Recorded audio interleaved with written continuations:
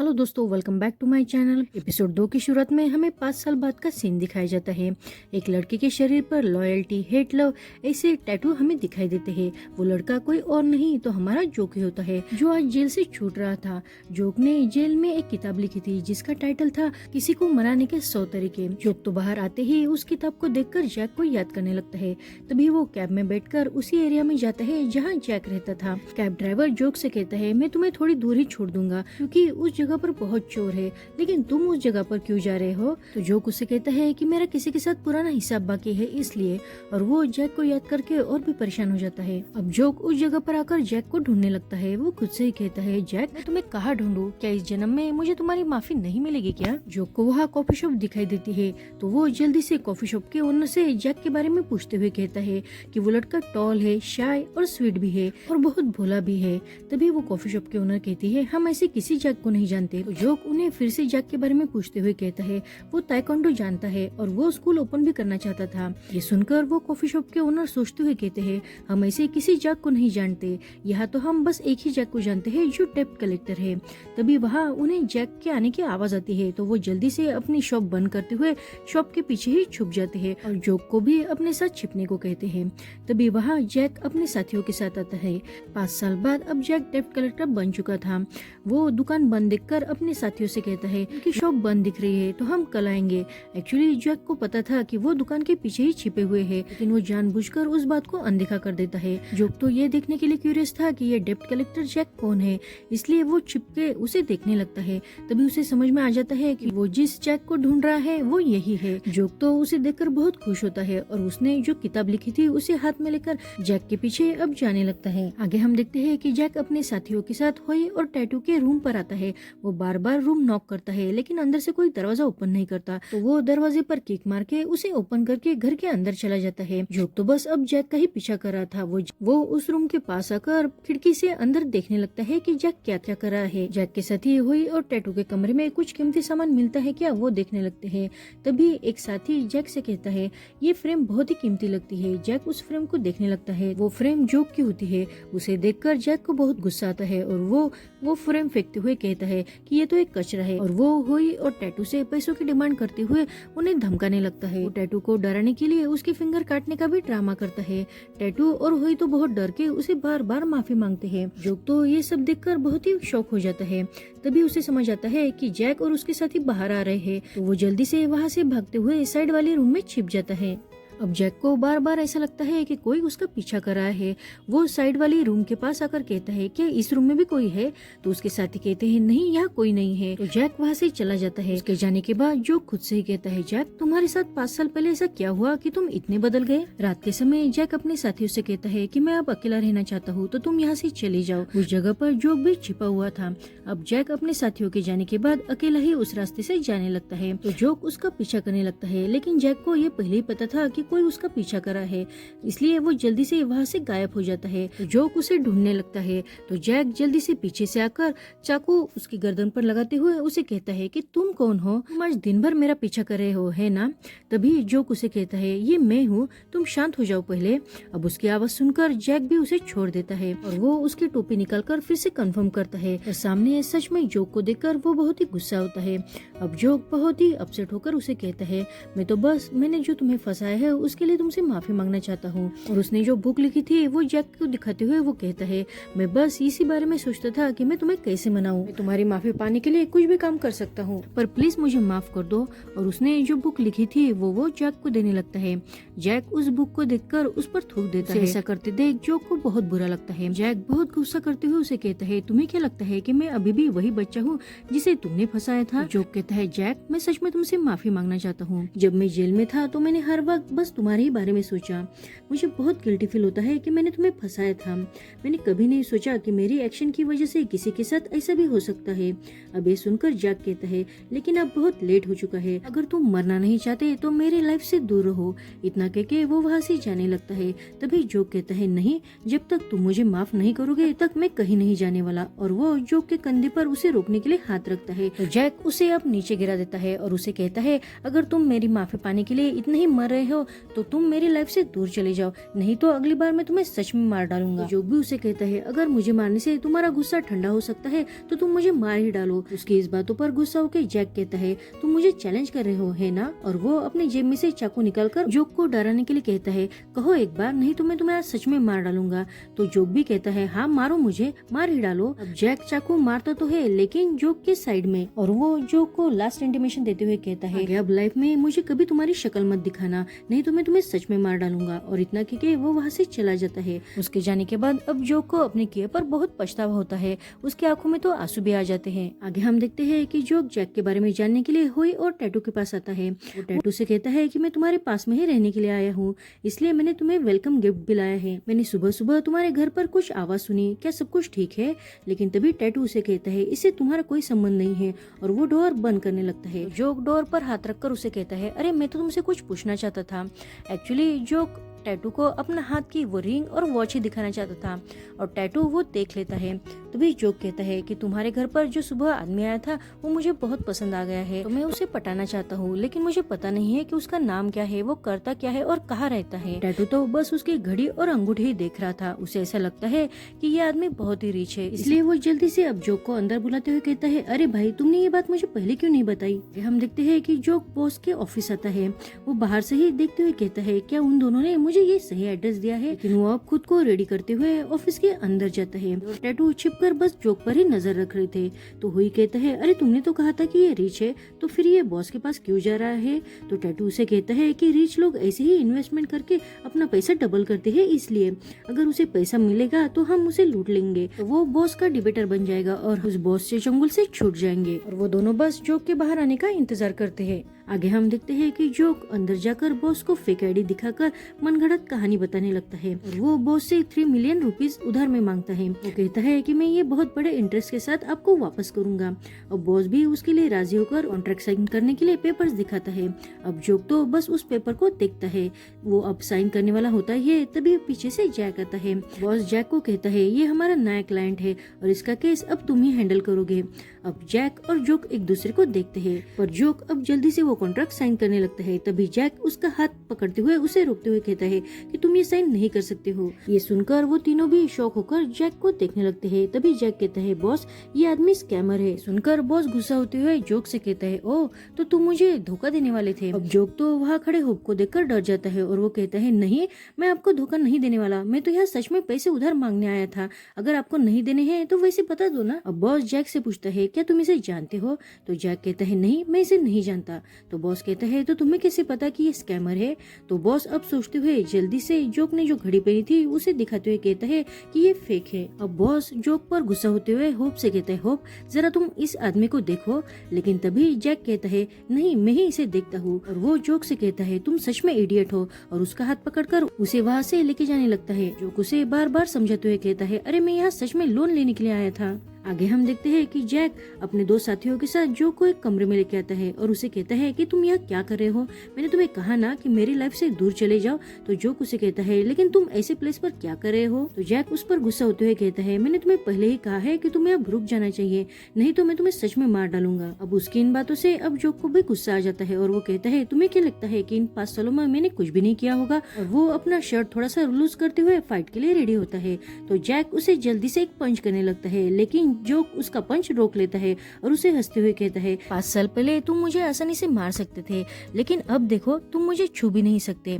लेकिन तभी अब फिर से जैक गुस्सा होते हुए उसे पंच करने लगता है, लेकिन जोक उसका पंच फिर से रोकते हुए उसे पीछे से पकड़ लेता है। वो जैक के पेट पर हाथ फिराते हुए उसे कहता है कि तुमने बहुत ज्यादा वेट गेन किया है, इसलिए तुम मेरे साथ फाइट नहीं कर सकते हो। ये सुनकर अब जैक पीछे से ही उसे एक पंच करके उसके पेट में किक मारता है। उस वजह से अब जोक नीचे गिर जाता है और उसे बहुत दर्द होने लगता है। तो जैक उसके पास आकर उसे कहता है मुझे लगता है कि तुम्हें कम बोलने वाली क्लास ज्वाइन करनी चाहिए थी। अब जोक उसे अपनी ओर खींचते हुए कहता है क्या तुम फाइट कंटिन्यू करना चाहते हो? दोनों को इतने क्लोज देखकर जैक के साथीदार कहते हैं ये दोनों फ्लर्टिंग करे हैं या कुछ और। ये बात जैक सुन लेता है और वो जल्दी से जोक से दूर जाते हुए कहता है मुझे इसकी कोई परवाह नहीं है, तुम इसे मारो। वो दोनों जोक को मारने के लिए उसके पास आते हैं। तो जोक उसे कहता है मुझे पता है कि तुम मुझे मारने ही वाले हो, लेकिन बस मेरा चेहरा छोड़कर सब जगह मारना। तभी जैक को किसी का कॉल आता आता है और उसे बताया जाता है कि सोमपांग जो एक डेबिटर था वो पैसे लेकर भाग रहा है। जैक अपने साथीदारों से जोक पर नजर रखने के लिए कहता है और वो वहाँ से सोमपांग को पकड़ने के लिए चला जाता है। आगे हम देखते हैं कि सोमपांग नाम का एक आदमी हाथ में बैग लेकर वहाँ से भागने की तैयारी में था। फिर उसके सामने जैक आ जाता है। जैक उसे देखकर कहता है, सोमपांग प्लीज तुम सिचुएशन और भी खराब मत करो। लेकिन सोमपांग अब उसे देखकर भागने लगता है तो जैक भी उसका पीछा करने लगता है। अब जैक एक बॉल मारकर सोमपांग को नीचे गिरा देता है। दूसरी तरफ हम देखते हैं कि जोक उसी आदमी की मसाज करता है जो उस पर नजर रखे हुए थे। जोक उसकी मसाज करते हुए उसे पंच करता है।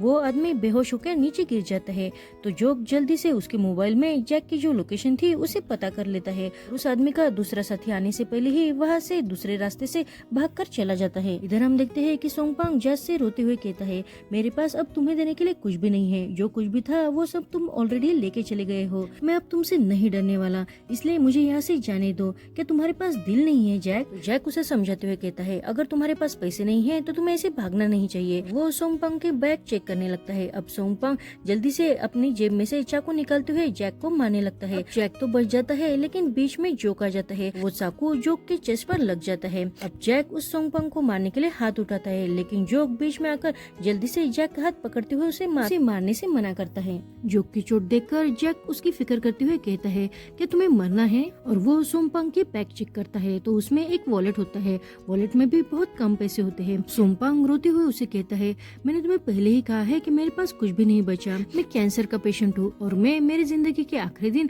आराम से अच्छे से गुजारना चाहता हूँ। उसकी ये सारी बातें सुनकर जैक जोक के सामने जानबूझकर उसे कहता है, रूल्स आर रूल्स। तुमने बॉस के साथ इसके लिए कॉन्ट्रैक्ट भी साइन किया है। वो सोमपांग के वो पैसे अपनी जेब में रखने लगता है। तभी जोक उसे रोकते हुए कहता है, तुम ये क्या कर रहे हो? क्या तुम राक्षस बन गए हो? और वो जैक के हाथ में से वो वॉलेट लेकर सोमपांग को रिटर्न कर देता है। अब जैक गुस्से से जोक की गर्दन पकड़ते हुए उसे कहता है, तुम्हारा इससे कोई संबंध नहीं है तो तुम्हें क्यों चिंता हो रही है उसकी? जोक तो सोमपांग को वहाँ से जल्दी से भागने को कहता है। सोमपांग वहाँ से चला जाता है। जोक उसे कहता है, मैं तुम्हारे अच्छे के लिए कह रहा हूँ जैक, तुम्हें क्या हुआ है? तुम कब से ऐसे निर्दयी बन गए हो? तो जैक अब जोक को छोड़ देता है। तो जोक कहता है, ठीक है, मैं तुमसे वादा करता हूँ कि 5 साल पहले तुम जितने अच्छे थे वैसे ही मैं तुम्हें फिर से बना दूंगा। और वो जैक को मारने जाता है लेकिन जैक ही उसे मारता है। जैक अब गुस्सा होते हुए उसे कहता है, तुम्हें क्या लगता है कि मैं डेब्ट कलेक्टर अपनी मर्जी से बना हूँ? उस वक्त मुझे किसी ने स्टूपिड ख्वाब दिखाए और मैं उस पर यकीन करता गया। तुम ही हो जिसने ये सब बर्बाद कर दिया है और तुम ये चाहते हो कि मैं पहले जैसा बन जाऊँ। तुम सच में डिस्गस्टिंग हो। तुम मुझे पहले जैसा बनाना चाहते हो और मुझसे माफी मांगना चाहते हो। अगर तुम सच में मेरे लिए गिल्टी फील करते हो तो मेरे लाइफ से चले जाओ, क्योंकि जब से तुम मेरे लाइफ में आए हो तब से मेरे लाइफ में कुछ भी अच्छा नहीं हुआ है। ये सुनकर जोक को तो बहुत बुरा लगता है। उन दोनों की ये बातें टैटू और होई चुपके से सुन रहे थे। टैटू कहता है, इनका सीन तो सच में बहुत ड्रामेटिक हो गया है। और वो दोनों जोक को रात में लूटने का डिसाइड करते हैं क्योंकि जोक मार खाने की वजह से अब वीक हो गया था। जोक जैक के लिए गिल्ट फील करते हुए खुद से कहता है, जैक क्या तुम एक दिन ये सब कुछ नहीं छोड़ोगे? आगे हम देखते हैं कि जैक बॉस से पेमेंट लेके वहाँ से जाने लगता है तो बॉस उसे रोककर ड्रिंक करने के लिए कहता है। अब जैक तो वो ड्रिंक पी लेता है लेकिन तभी बॉस उसे कहता है, तुम्हें पता है ना सब आदमियों से तुम मेरे सबसे फेवरेट हो। तो जैक इसके लिए उसे थैंक यू कहता है। तभी बॉस उसे कहता है, लेकिन तुम मुझे कब तक ऐसे धोखा देने वाले हो? उसकी इस बातों से जैक कंफ्यूज हो जाता है। तभी बॉस उसे कहता है, तुम्हारे डेबिटर जो तुम्हें पैसे नहीं देते तुम उनके ही पैसे खुद की यहाँ से पे करते हो, है ना?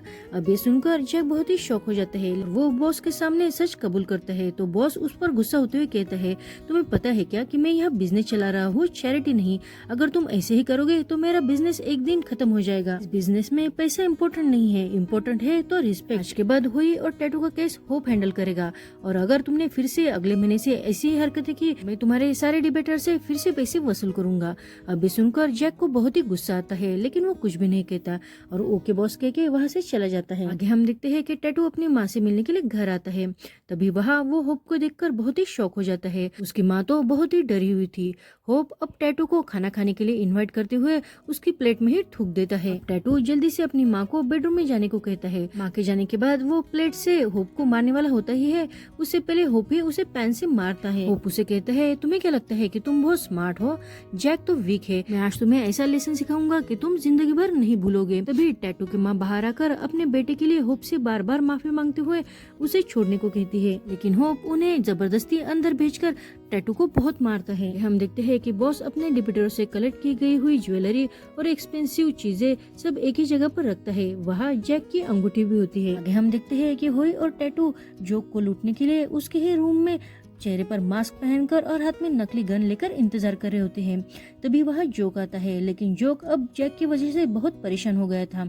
उसे जैक पर बहुत गुस्सा आ रहा था। वो गुस्से से ही अपनी वो लिखी हुई किताब डस्टबिन में फेंक देता है। अभी पीछे से टैटू और होई आकर उसे कहते हैं कि अपने हाथ ऊपर करो। अब ये सुनकर जोक को बहुत गुस्सा आता है।